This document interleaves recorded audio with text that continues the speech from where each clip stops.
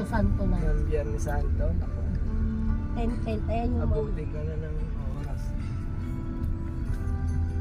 Matakot ka pa dyan sa... Ayan, sa baba ng bundok na iyan, may mga bahay na dito. Dito yung mga bahay nila sa baba o sa tabi ng kalsada. Sa likuran yan, bundok yan. Ayan, kita niyo yung bundok na yan. Skateboard. Ayan ang horse sa Tagalog. O, diba? Sa English, kabayo. Ayan po yung horse sa Tagalog. Sa English. Ayan o, batis na dapat sundin mula.